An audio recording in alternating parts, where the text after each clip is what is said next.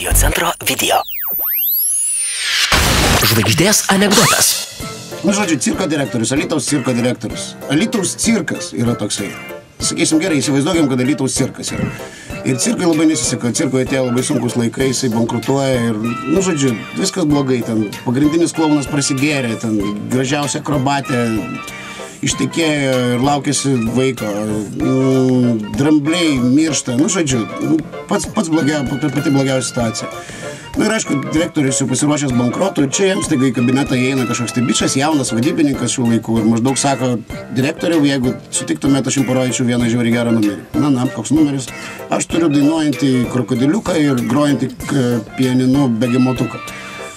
Nu, sako, įves. Nu ir akurat, įeina į kabinetą ir iš tikrųjų begemotukas nesvietiškai gražiai užgroja fortepijonu ir atsistoja krokodiliukas super švariu diskantu tokiu uždainuoja labai gražią dainą, nu ten ašaros byra. Nu ir direktorius sako, gerai, verta pabandyti ir įtraukia į programą. Ir be jokios abejonės šie reikalai pradeda lipti į kalną. Viskas sekasi, žmonių minios, visi veržiasi į tą cirką, nori pamatyti grojantį begemotuką ir dainuojantį krokodiliuką.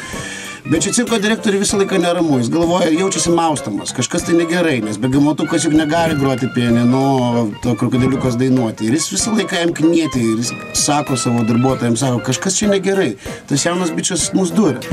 Sako, nu koks tam skirtumas, žiūrėk, pinigai teka, žmonės eina, nusispjauk į tai, na ir gerai.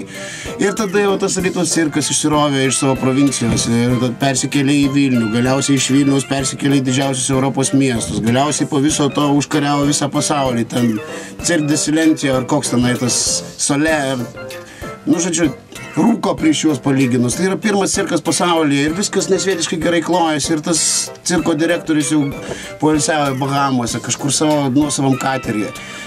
Kokiam kateryje? Jachtoje super prabangioje, ten geria prabangiausią viskį. Ir vis tiek jam kažkas neramina, kodėl jie čia kažkur išdarinėja, nu negali begemotukas groti fortepijonu, krokodiliukas dainuoti. Ir tada jisai pasikviečia pačią gražiausią savo akrobatę ir sako, tu nueik pas tą bičą, pas jų prodiuserį, nu, suviliok, permėgok su juo ir išpešk visgi maždaug, kas ten iš tikrųjų yra, kur ten yra kabliukas.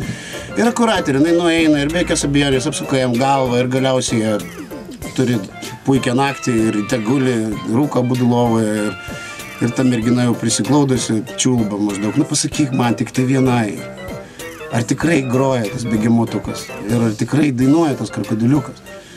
Ir jis sako, na gerai, mieloji, bet tik tau, čia yra baisi paslaptis. Supranti, iš tikrųjų, tai begemotukas ir groja ir dainuoja, o krokodiliukas tik žiopčioja.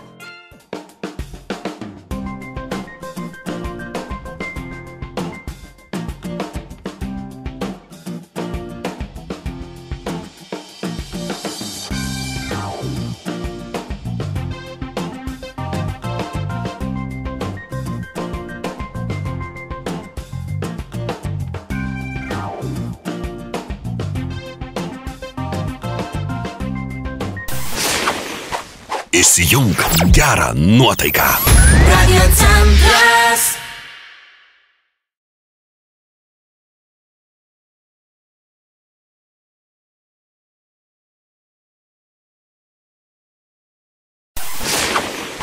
Įsijunk gerą nuotaiką. Radio centras.